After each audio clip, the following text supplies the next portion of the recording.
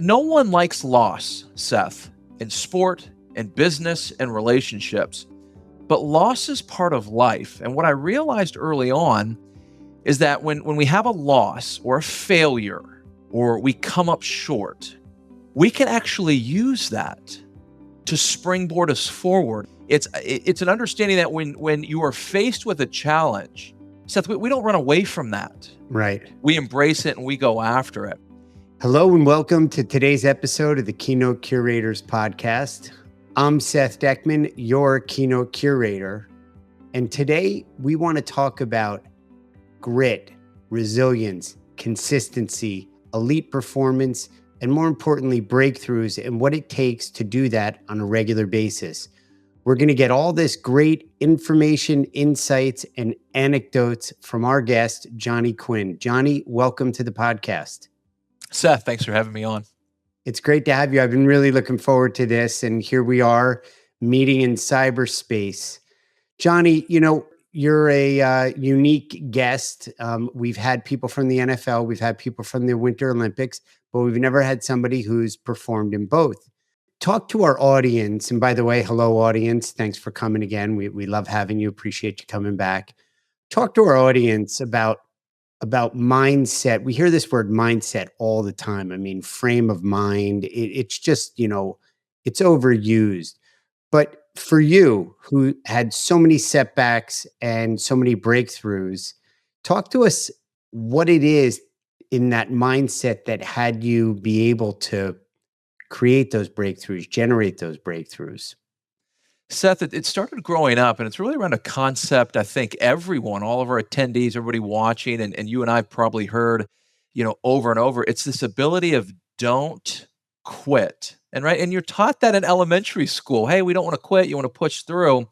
And what I noticed is as I climbed the ranks in sports, high school, you're in a starting spot on the high school varsity team, and then had an opportunity to play in college, and you become a starter in college, and then to your point, had an opportunity to turn pro. Is that elementary school principle still is relevant even at the elite level. And you mentioned some setbacks. No one likes loss, Seth, in sport, in business, and relationships.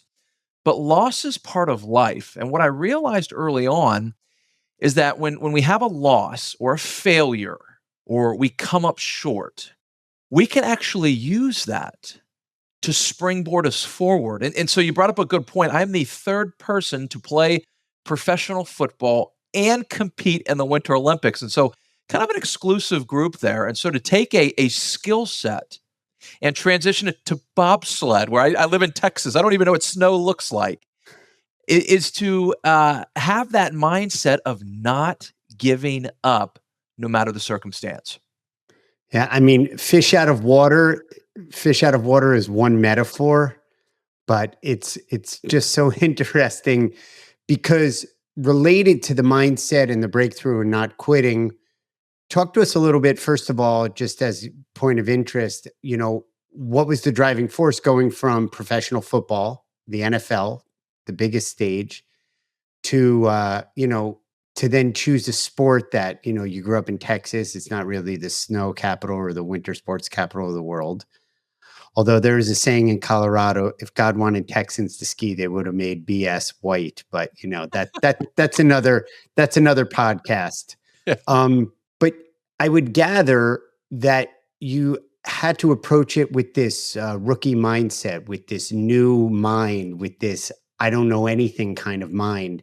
But you also had the history and the lived experience of elite performance. So how did you reconcile that? How did you leverage one and then, work through that process? When I turned pro at 22 years old, entered the NFL, Seth, it was a dream come true. But by age 26, I'd been cut 3 times, lost $2.6 million in NFL contracts, and blew out my knee. So you want to talk about circumstances that can destroy your mindset, right? My first big dream, my first career, multi-million-dollar contracts in the NFL taken away. Yeah. And it was at that pivotal moment where once I got healthy and my agent said, Johnny, I can't find any team, no professional football team wants a guy who's been cut 3 times and has a blown out knee. right? And so some unique things started to line up. My agent represented a bobsledder back in the day. And because you can't go to college and be an NCAA level bobsledder, they don't have, they don't offer that yet. They look for former football guys. And Seth, another weird thing lined up. My mom, one of her coworkers, used to be a bobsledder back in the day, and so suddenly this foreign sport is on my plate, and I approached it in a way because you're right. I came from an elite background in football, where okay, when I look at something, I consider, how do we take this to the top? And when I got to the Olympic Training Center, one of the things I did early on, Seth, and I do this now in business, is I intentionally seeked out the Olympic medalists because I wanted to know what time are they getting up? What time are they lifting? When we go eat in the cafeteria, what are they adding to their plate? What are they not selecting in the cafeteria? And so I've always been very curious around ultra performers, again, whether it's sport or business. And so I think that has been a healthy mindset to have is this idea of being curious and then taking that curiosity and implementing it into your life. The access in the Olympic Village, whether it was in Sochi or while you're training and you're in that rarefied air, it's really this special texture of, how each one performs, but each one is unique as well. I mean, there is a baseline and there's some through lines and some commonalities. Were there some things that were revealed to you that you tried but then didn't work for you, or that you initially knew was interesting but wasn't gonna yield or harvest, those results for you, but it was worthwhile observing it anyway? One of the challenges I had making that switch to Olympic sports as I studied, these Olympians, Seth, is in football, it's a 3-hour game on average, right? And so if your opponent is bigger, stronger, faster, okay, you might be smarter. And so you could wear down that opponent, over the course of 3 hours. Seth, in bobsled, you have 5 seconds to push that bobsled, get in, and your job is over. And so if your opponent, which is another country, Russia, Germany, Italy, Switzerland, if their athletes are bigger, stronger, faster, we've got a big problem. And so when I got to the Olympic Training Center, what I started to understand is that things come down to hundredths of a second. And the reality is, and we know this now, when you look at sports performance, you see the evolution of sport, and we've got sports scientists, we've got just this array Yeah. of access to data, is that, look, everybody's lifting weights, Seth. Everybody's running. Are you recovering as hard as you're working out? Are you eating the right foods? As disciplined as to your workouts. And so when I got around that and saw that, Seth, what I realized is I need to take this thing to a level I've never been to before. And so there was this constant, I'm testing things, making sure it's right over and over. For the 4 years I was with Team USA. Right. And I mean, the results are ultimately the indicator of what you're doing works or not. I mean, That's right. you can try different things, but the results are the thing that really speaks the most. The bobsled is quite a heavy piece of equipment. It's a heavy vehicle, but they're also quite expensive, right? Yeah. Yeah. Sure. I mean, and there aren't like dealers. Like you can't just go down to the Honda dealer and be like, well, I don't want a Jeep today. Let me take a bobsled for a test ride. That's right. That's Yeah. right. Yeah, our bobsleds when I was competing, BMW just came on board and was building out our 2-man bobsleds. On the 4-man bobsled, Seth, we were running the old Bodine sled. NASCAR guy from the 80s and 90s built our 4-man sled. And Mm. so there's a lot of articulation. I mean, I remember traveling with Team USA, and BMW would send a couple engineers with us, and they come from each location working on our sled, making sure the access is right, our right runner selection is everything running properly? And so, yeah, they're pretty expensive and pretty unique. We couldn't have you as a guest and not talk about the bathroom door. Yeah. So, I can't wait any longer. Share with our audience. I'm sure many of them are familiar with you and familiar with the story, but those that aren't, it's really a profound metaphor.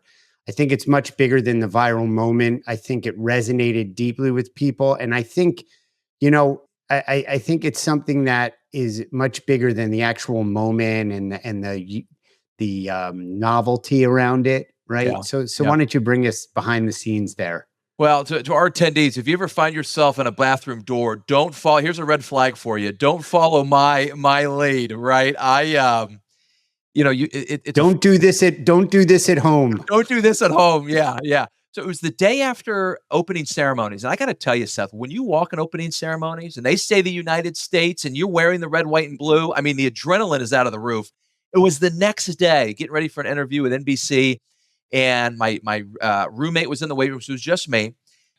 I took a shower, Seth, and I couldn't get out of my bathroom. Bathroom door was locked, and I said, "Huh, that's a little weird." So I unlocked the door, and I can't get it to open. I'm like, "You got to be kidding me!" And so in the Olympic Village, our bathroom kind of runs parallel to a hallway. You got athletes, coming in and out of the village, and so I'm kind of like knocking on some things, seeing if I can create some noise, have somebody come in and help me. And I'm in there for about an hour, and I get to the door, and I hit it, and I hit it pretty hard, and it cracks. And so I hit it harder, and now I can see into the room. And so I'm at this point, I'm like, well, I need to get out. So I get out, get dressed, and so I look at the bathroom door, and it is destroyed. And so I'm thinking, okay, I need to go notify the Olympic Committee, let them know, wasn't any horseplay going on. Look, I got stuck in my bathroom, try to wait it out, got out, and let's see, when I was in Sochi, it's about a 10-hour time change. So when I posted, it was probably about 2 a.m. here in the States. I got a good sense of humor. Put this door online on my Twitter account, and Seth, Yahoo took it first. They sent it to the BBC, and within 24 hours, it was seen by 10 million people around the world. Of this Olympic bobsledder guy breaking down his bathroom door in the Olympic Games in the Olympic Village. And so you're right. It's been a nice metaphor on breaking through barriers, pushing forward to your next goal. And so it was quite the experience. But creating a little bit more runway with that, look, maybe if you waited 10 more minutes, somebody would have come by and heard you, maybe 1 minute. Maybe if you tried to make noise in a different way, constrained for another hour, there might have been another thought that occurred to you. Sure. Yeah. But the breakthrough, the metaphor of the breakthrough, and even for me, finding a way, Yeah. is interesting because that's something that you challenge audiences with how we think and how we lead. That's And right. we have to find a way. Now, I'm not advocating that, leaders and people who attend keynotes that you deliver are going to go and break things down literally, but it requires a breaking down and an appetite for change or willingness to do some uncomfortable things. Cross that bridge for us. Talk about, where in your professional athletic life and your professional business life, where you're seeing the value of that, and maybe a story about where you've had to do that and had a result. Yeah. One of the things that everyone is built for, Seth, is that we can do hard things, and we should. Now, where I need to draw clarity around this, Seth, is particularly when I'm on stage, is look, people need to do hard things, and we can, and we're capable. But let's not make things harder than they need to be, because you heard Right. some speakers say, "Hey, you need to do a hard thing." It's an understanding that when you are faced with a challenge, Seth, we don't run away from that. Right. We embrace it and we go after it. Yeah. And one of the areas that I've had to continue to break through, if you will, is this idea, and I'm noticing this a lot in business, is this idea of getting over imposter syndrome. Hmm. Well, if can I do it? Am I suitable to do it? You people walk around with this imposter syndrome. And let me tell you how that works in my life, Seth. Seth, I entered the NFL, but I didn't have a 10-year career. I don't have a Super Bowl ring. I mean, as a matter of fact, Seth, at the end of the day, if we want to be truthful about it, I'm an NFL failure. Okay, Seth, I went to the Olympic Games. incredible to represent our country. I don't have a medal. Michael Phelps has 27. I mean, shouldn't the big speaking engagement, Seth, go to the Super Bowl champion or the all-time Olympic medalist? See, that's an imposter syndrome that I have to continue to break down. And so it's something that, you work through, and everybody deals with that. Knowing you and knowing the work that you do, I just, the irony is we want it, we're built to do hard things, but we don't have to make things hard. But a hard thing is keeping something simple. Yeah. That's a hard thing. There's an irony there, right? Right. But I think to your point, context is decisive, Johnny. So it's NFL. You could say no conference player of the week, Pro Bowl, no this, no contract extension. Oh, failure. That's meaning you put on it. No gold medal. I mean, I don't know in the history of humankind, from the first human till now, how many Olympian bobsledders participate in the Olympics? Less than 0.00001 of humanity. Sure. So, if you want to call that a failure, that's a choice. The imposter syndrome is an interesting one because we've talked about it on this podcast. Our audience definitely relates to it. So I want to ask our audience, anybody that's dealing with that, chime in on the comments. We're going to put Johnny's speaker reel in there and all the contact information, learn about how you can bring them to your event to talk about. But what I'm left with working with you and knowing how you present and what you provide to attendees and audiences where you make a difference is, and it's going to sound underwhelming, is consistency. Yeah. Boring is sexy. That's right. That's right. And you're consistently been out there seeking, searching, trying, changing, transforming, breaking through. Oh, you don't have a gold medal? You made the Olympics. Oh, you don't have a Super Bowl ring? You played in the end. I mean, it's all about how you frame it up and contextualize it. So share with us the power of consistency and your view on that. Yeah, I think, Seth, you hit something, just the nail directly on the head here, because consistency is the hardest thing to do, sport and business, because think about this. Look, Seth, if the sun is out and your relationships are going great and you got a little bit of money in the bank, who can't get the job done? Right. It's when it's raining and you've got 2 young kids who are up at 3 a.m. because they don't feel well, and you have a presentation at 10 that you have to deliver, right? It's, can I consistently bring my A game over time? And here's what I've learned is that in order to do that, what we have to do, and here's the action step, we have to borrow wisdom. Because as I study men and women in sport and business, I call them ultra performers, Seth. And they're men and women who, it's the weirdest thing. They find a way to get the job done with the current resources available. It's the weirdest thing. And they're not perfect, but they're consistent. And so one of the things I train my audiences on is this ability to borrow wisdom. And here it is. What are you watching? What are you reading? Who are you listening to? Because what I've noticed is that these ultra performers, Seth, they protect the content they consume. In other words, as Stephen Covey sums it up in his book of 7 Habits of Highly Successful People, is they pause between the stimulus and the response so that they can take the next correct action step. So it's this ability to borrow wisdom is how you stay consistent.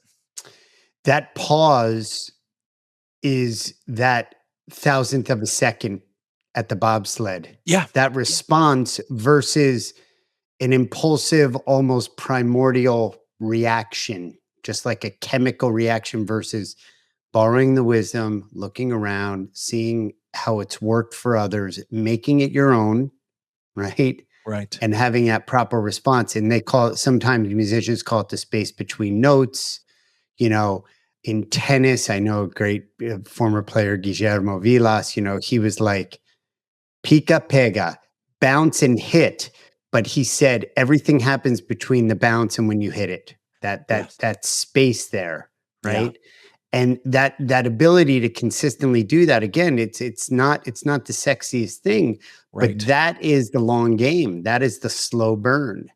And I It, think that that's been a through line for you. yeah. And let's give our attendees some practical action. What does that look like? Let me tell you what that looks like. Consistency, Seth. Here it is. Here it is. Going to bed at the same time, getting up at the same time. Boring. Next Tuesday at 10 a.m., picking up the phone and calling your prospect. Boring. I mean, shouldn't I Right. have some drip campaign that's Right. taking care of it, and AI is gonna explode my database? It's these little consistent, these little I like to call them disciplines. These little disciplines over time that actually move the needle. I think, I'm pushing 60 here, and I can tell you, at a life from delivering papers as an elementary school kid all the way to, owning my own business and everything in between, the thing that has been the source and that font of success at whatever level you want to measure it, but my ability to provide for my family and be able to create a life and value the things that are important to me on a personal level and on my business and the legacy I want to create has really come from those little mini micro day to day wake up, make the donuts, wash, rinse, and repeat. And I've Yes. said this ad nauseum on this podcast, and I do not mean it in a fake way. I am a fairly pedestrian thinker, but what I do is every day I make the donuts. I would use wash, rinse, and repeat, but our viewers know I don't have any hair, so it wouldn't work. You Yes. win. You got the gold medal today on the hair. Okay, Thank just you. I'm Thank happy to you. concede that you did well. Thank you. Seth, man, you really struck a chord there with me on that last comment of one thing you've done well. And here's the beauty: you're able to look back and see the fruit of your labor pay off, not just in the marketplace, but you hit up a good point with your family, things that are important to you. Because when this is one of the things I would say, if you looked at my speaking business from a macro perspective, I'm extremely passionate about it. And I would say all of my tools and frameworks that I teach on really come with this umbrella, if you will, of success at work means nothing if you lose at home. And so I want to teach leaders how to win at both. Yeah.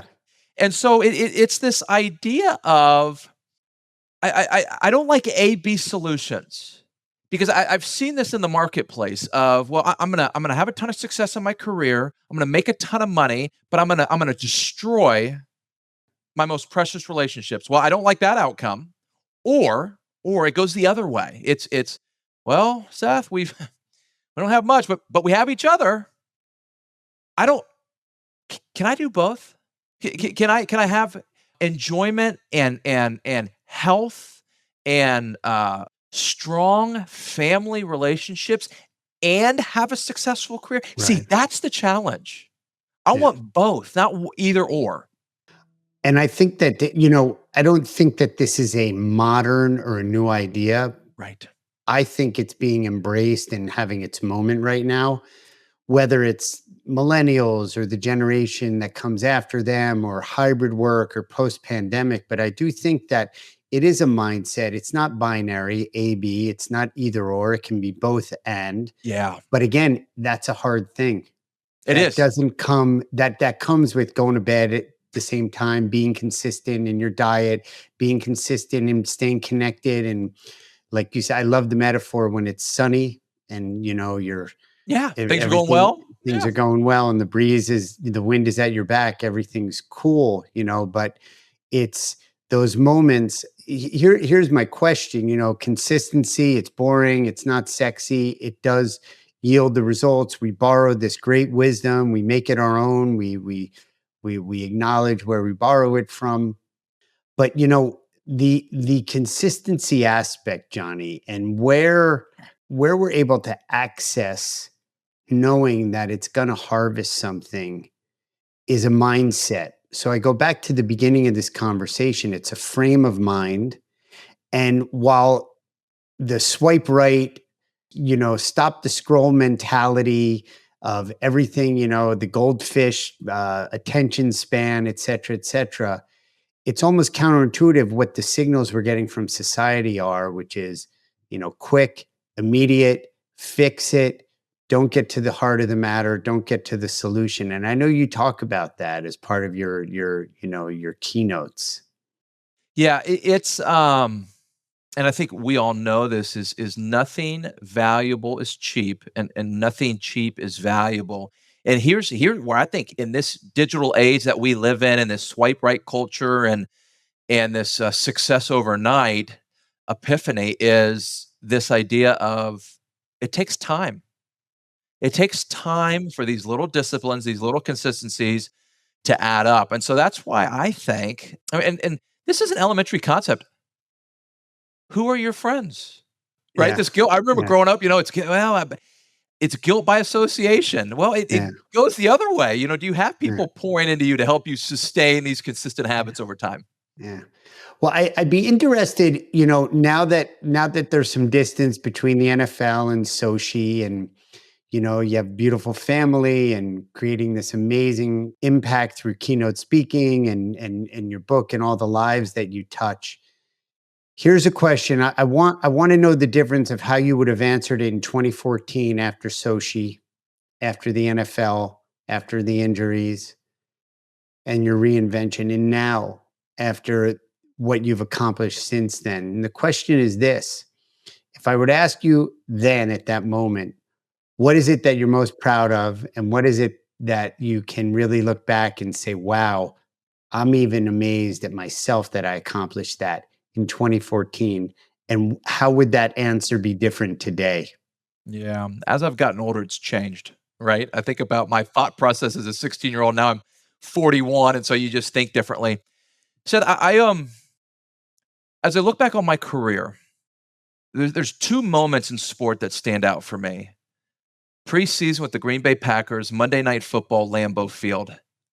And then Heat 1, Race 1, Olympic Games on Olympic ice. You're at the start block. You see you see everybody, all the fans with their country's flags. I mean, again, Mm, just my goodness. But Seth, here's the thing. Incredible moments in my career. Memories that I will cherish for a lifetime.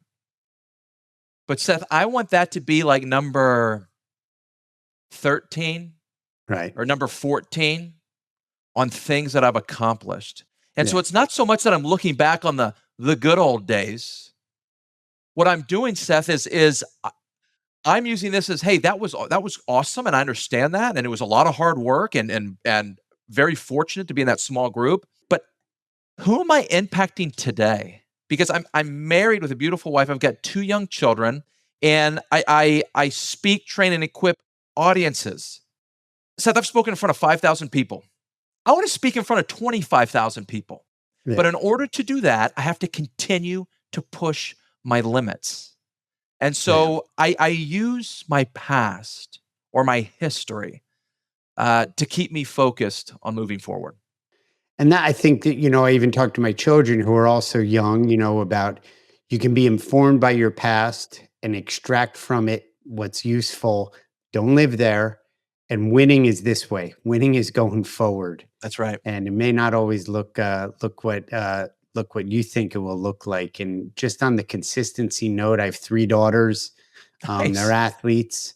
I don't know if they're gonna make it to the bobsled level, but one of them in particular is not the fastest, not the strongest, not the quickest, but I can tell you, and I am partial as the parent, there's nobody in her group that works harder than her. I love it. And I it love it. yeah, and it just so, and she does it instinctively. There's something like on a like cellular level that she knows she's not the fastest. She knows she's not the quickest, the strongest. She's a tennis player and she's out there. And it's so endearing because it's boring. She's out there, she practices, she's on the, in tennis you can hit on the wall. It's the most boring thing in the Yeah. world. Like really, Yeah. Yeah. You and hit the wall.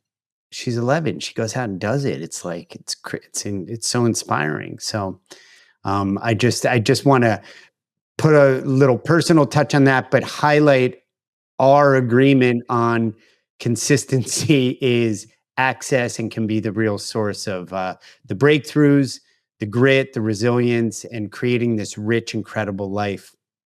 I think we've come to the end of this conversation.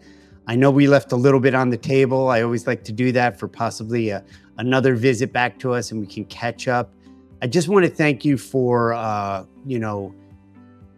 your willingness to come and share your stories, even if they're not the sexiest. And hey, I'm a gold medalist, or hey, I was an all pro player.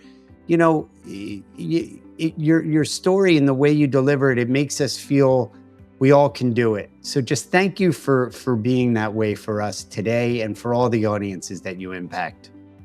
Thank you, Seth. Thank you so much. You got it. And to our audience, also thank you for being with us, coming back. For the first timers, thanks for joining us. Love us, like us, subscribe, comment. We'll appreciate it. And we'll see you next time.